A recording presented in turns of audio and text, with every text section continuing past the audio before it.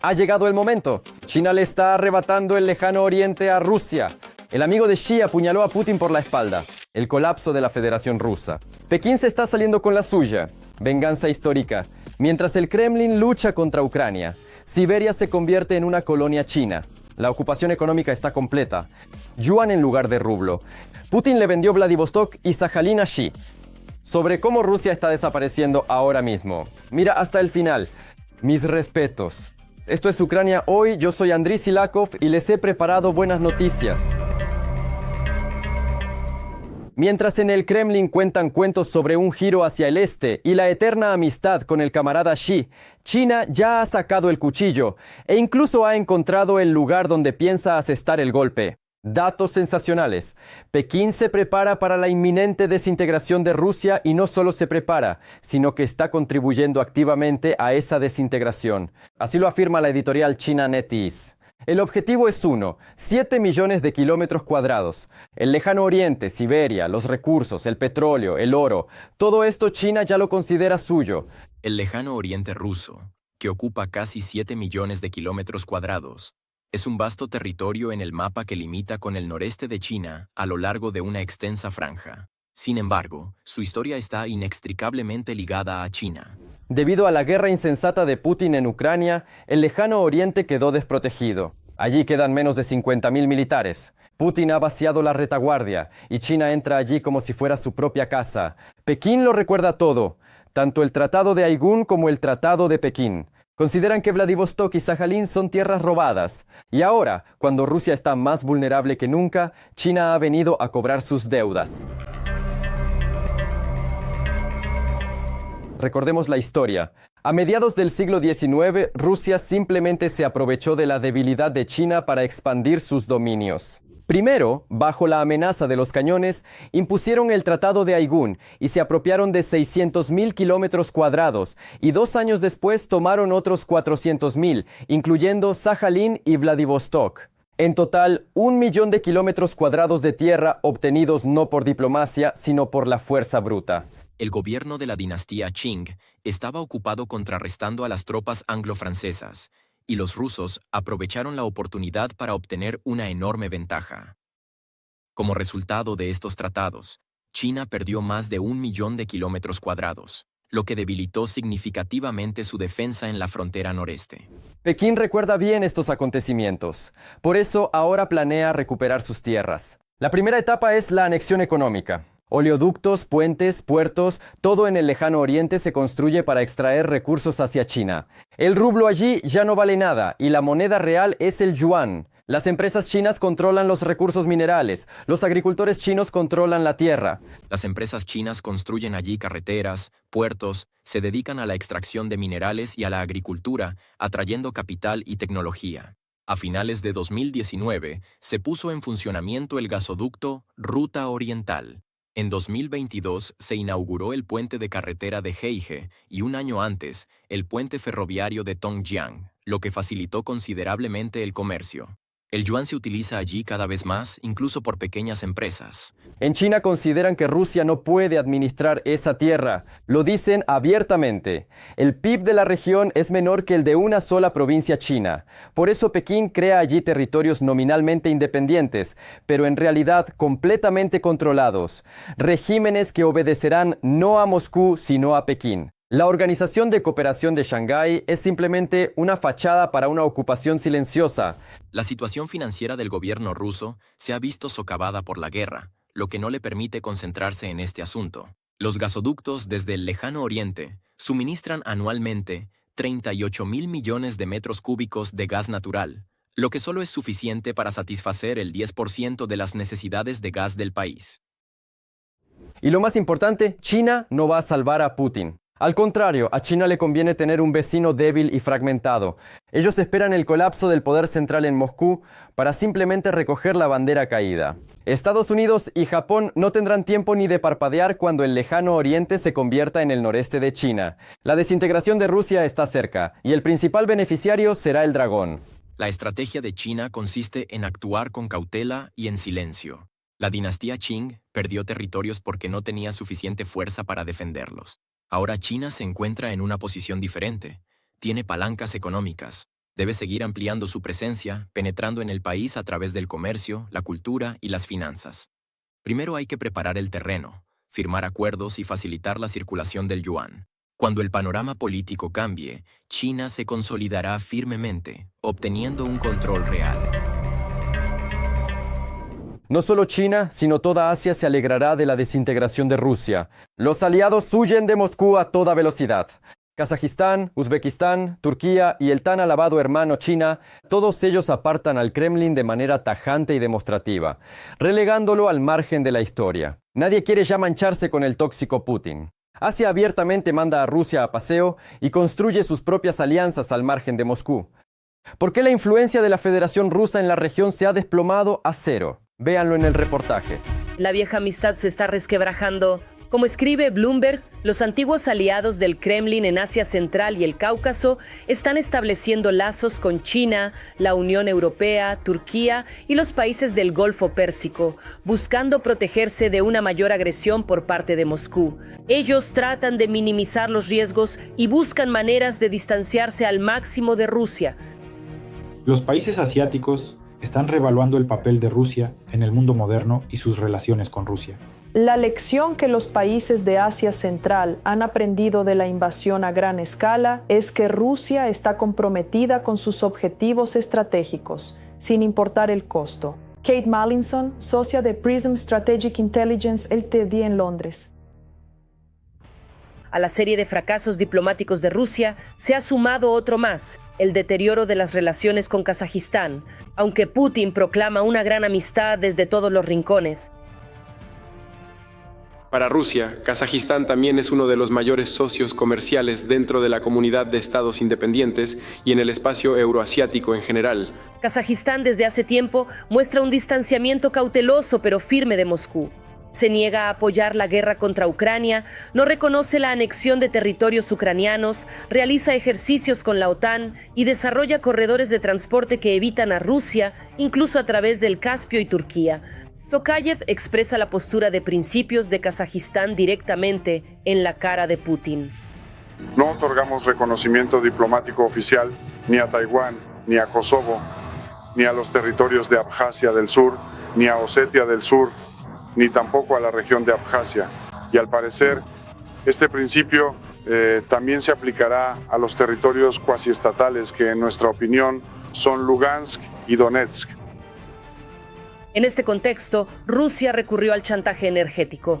Moscú, de hecho, bloqueó la exportación de petróleo kazajo.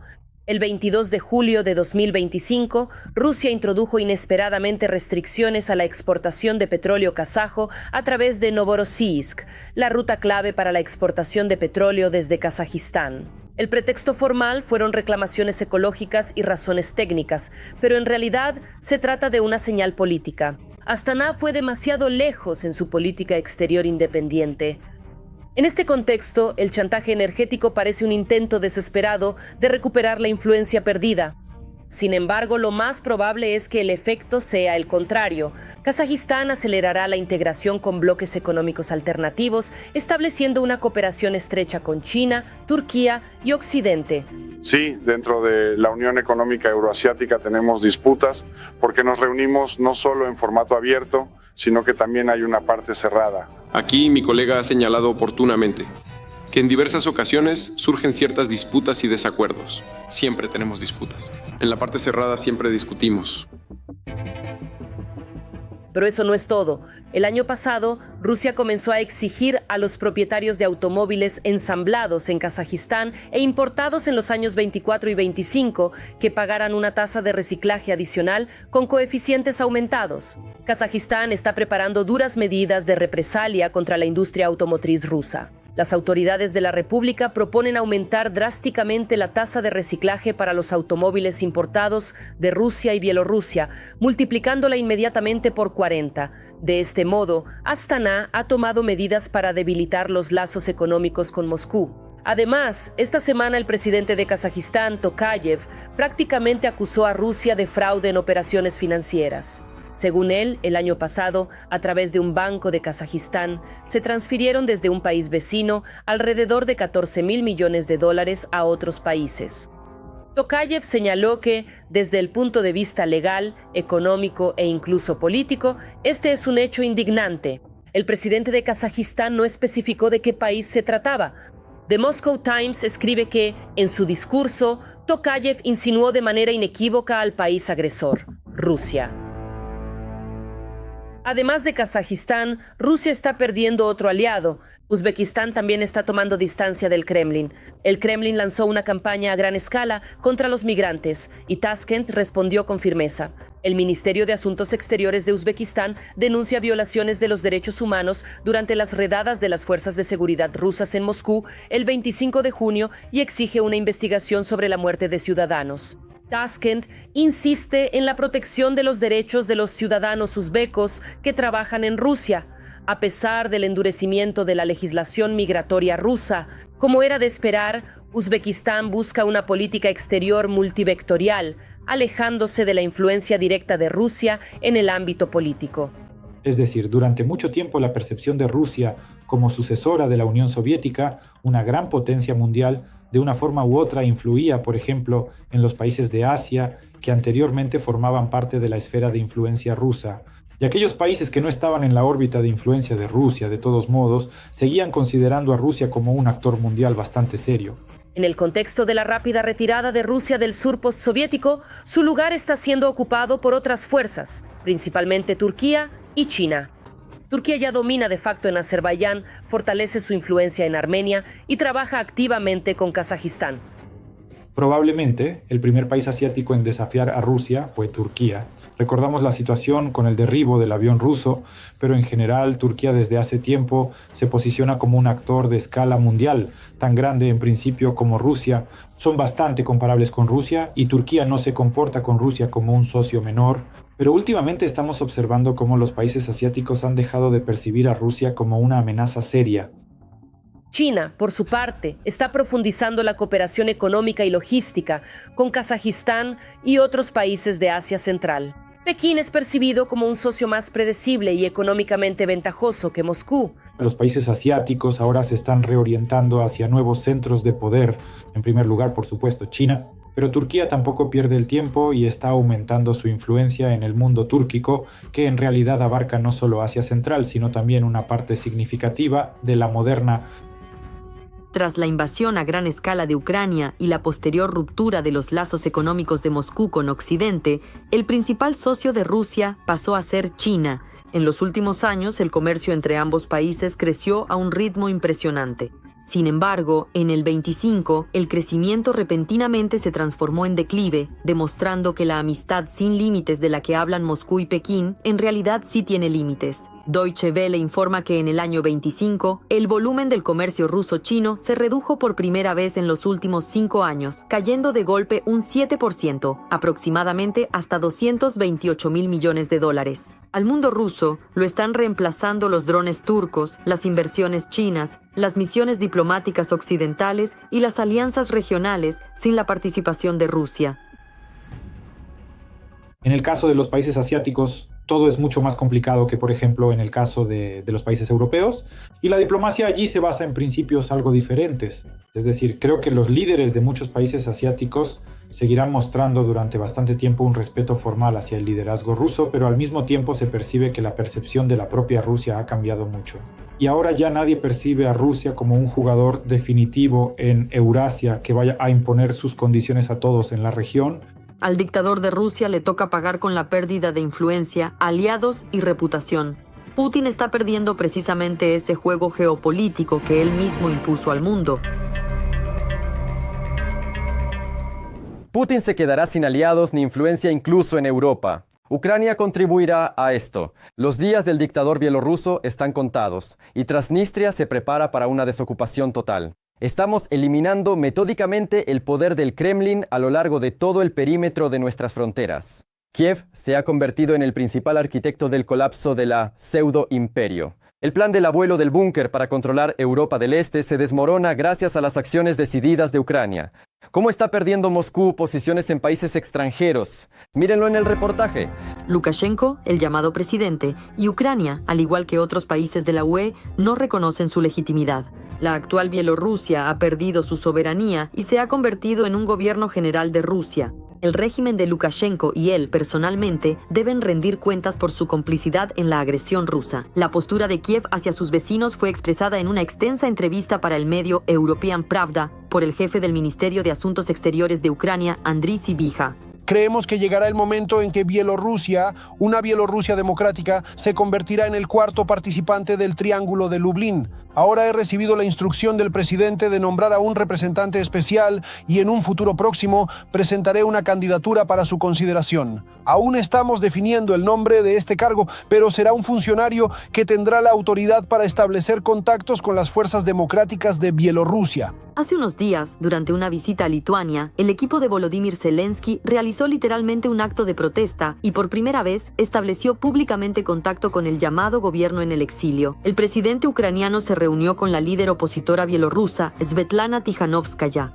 Un tercio del discurso pronunciado por el presidente ucraniano en Lituania estuvo dedicado a Bielorrusia. En las páginas de Tikhanovskaya, al describir el encuentro, no solo se elogiaba a Zelensky, sino también a Kirilo Budanov en el contexto de la colaboración de los servicios especiales ucranianos para la liberación de presos políticos bielorrusos a mediados de diciembre de 2025. El presidente ucraniano invitó a Svetlana Tikhanovskaya a Kiev. Por ahora se desconoce cuándo tendrá lugar la visita. Fue un paso políticamente calculado que debíamos escuchar nosotros, quienes queremos que Bielorrusia sea democrática, y también lo que debía escuchar el régimen en Minsk.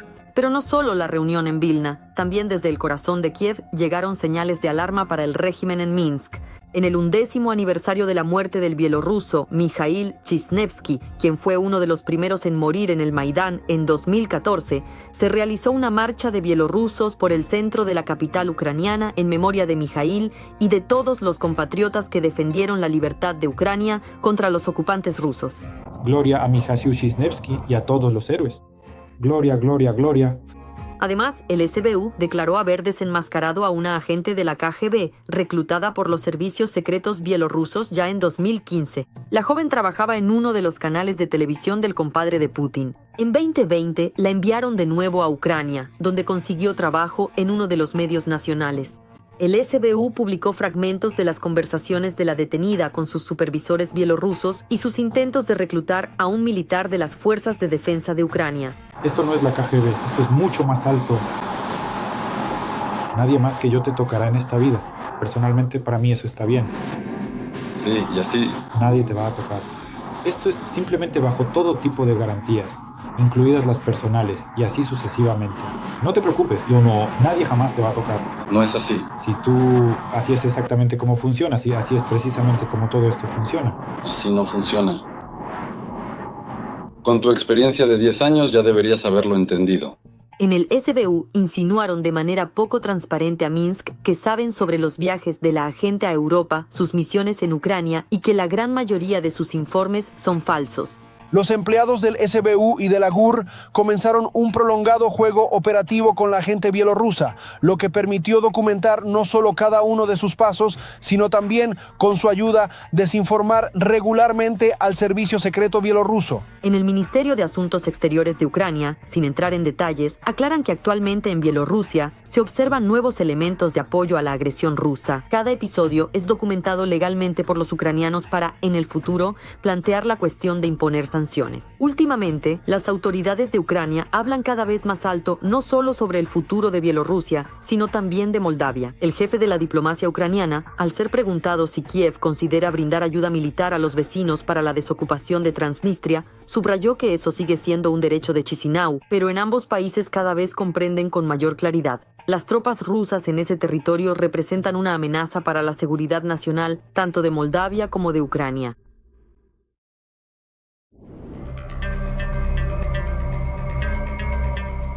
El Kremlin sufre presión de Estados Unidos. Sin ilusiones, en la Casa Blanca ya entienden que solo se puede sentar a Putin a negociar con fuerza bruta y superioridad. Un influyente grupo de cabilderos exige transferir inmediatamente misiles de crucero Tomahawk a Kiev. Estados Unidos ya no juega a medias, se está preparando para acabar definitivamente con la Federación Rusa. ¿Cómo planea exactamente Washington acorralar a Rusia? Mírenlo ahora mismo. Tomahawks para las Fuerzas Armadas de Ucrania. en los Estados Unidos y una innovadora y contundente estrategia de presión diplomática y económica sobre el Kremlin está siendo implementada. En Washington se está discutiendo un plan para atacar en el interior de Rusia y así obligar a Putin a la paz. Es realmente difícil que yo pueda aportar algo nuevo aquí. Un pequeño grupo de defensores de Ucrania en Washington sostiene que la única manera de obligar al dictador ruso a sentarse a la mesa de negociaciones es fortalecer significativamente la posición de Kiev, y esto se puede lograr con la ayuda de misiles Tomahawk. Como demostró la experiencia del año pasado, tan pronto como en Estados Unidos se mencionaron los misiles Tomahawk, inmediatamente Putin empezó a mostrar el más alto nivel de constructivismo, o mejor dicho, de disposición constructiva, e intentó por todos los medios demostrar que quería la paz. En cuanto Putin entendió que Ucrania no recibiría ningún misil, ningún Tomahawk, pues entonces comenzó la campaña para destruir el sistema energético ucraniano, el terrorismo contra las ciudades ucranianas. En el centro de esta iniciativa está Dan Rice, presidente de la Universidad Americana en Kiev y exasesor especial del comandante en jefe de las Fuerzas Armadas de Ucrania, quien mantuvo una reunión con el ministro de Defensa de EU, según informa Kiev Post. Putin solo reacciona ante la fuerza. Si él no acepta la paz, en mi opinión, hay una alta probabilidad de que el presidente Trump apruebe el uso de los Tomahawk. Rice se negó a revelar los detalles de la reunión, calificando la mayor parte de la conversación como confidencial, aunque sí reveló lo que él mismo propuso. Según él, pidió directamente al ministro de Defensa que proporcionara a Ucrania misiles Tomahawk, aunque fuera una cantidad pequeña y no divulgada. Incluso si nos entregan 20, 30 o 50 misiles, no cambiarán la situación. Necesitamos un centenar de misiles al mes para tener al menos cierta paridad con la Federación Rusa. Y las últimas cifras, los rusos lanzan alrededor de 300 misiles de diferentes tipos al mes contra Ucrania. Es decir, nosotros deberíamos lanzar no menos y preferiblemente más. Entonces sí se podría ejercer verdadera presión sobre la Federación Rusa. Ucrania intentó obtener estos misiles de Estados Unidos aún durante el mandato de Biden, pero hasta ahora los Tomahawk no han sido incorporados al armamento del ejército ucraniano. Se considera, se dice, aunque no lo sabemos con certeza, pero las malas lenguas en la red afirman que Estados Unidos puede producir alrededor de un centenar de misiles al año, 100 misiles al año. Es decir, para una persona común parece que 100 parece mucho. 100 misiles es mucho. Vamos a verlo desde otra perspectiva. El costo de cada misil, según distintas estimaciones, puede ser de $2 millones por misil o $4 millones, como, por ejemplo, en su momento los estadounidenses vendieron a Japón. Es decir, para ellos mismos, unos 2 millones y algo, y para los japoneses, 4.025.000 por un solo misil. O sea, son sumas muy grandes. Parecería que si el problema no es el dinero, entonces el problema es la cantidad. Por eso, si Trump aprobará o no el suministro de Tomahawks, sigue siendo una incógnita. Mientras que algunos funcionarios creen que los misiles estadounidenses realmente pueden convertirse en una palanca de influencia sobre Rusia en el proceso de negociaciones, otros temen que, por el contrario, la transferencia de Tomahawks pueda frustrar los esfuerzos diplomáticos. Si Estados Unidos dijera claramente que, en caso de que Rusia destruya el sistema energético ucraniano, Ucrania recibiría misiles Tomahawk. Les garantizo que nunca ha habido nada como lo que está ocurriendo ahora, pero Estados Unidos tiene otros enfoques. Intentan persuadir a Putin de buena manera, mantener buenas relaciones con él y todo en ese sentido. Por eso, sinceramente, no creo en absoluto que Estados Unidos bajo Trump entregue misiles Tomahawk a Ucrania. Recordemos que los misiles de crucero estadounidenses Tomahawk tienen la capacidad de almacenar en su memoria hasta 15 objetivos preprogramados y de cambiar el punto de destino directamente en vuelo, además de poder portar tanto cargas nucleares como convencionales. ¿Y ustedes qué piensan sobre los últimos acontecimientos? Escriban sus opiniones en los comentarios, denle like y manténganse al tanto de lo más importante. A continuación se pone aún más interesante.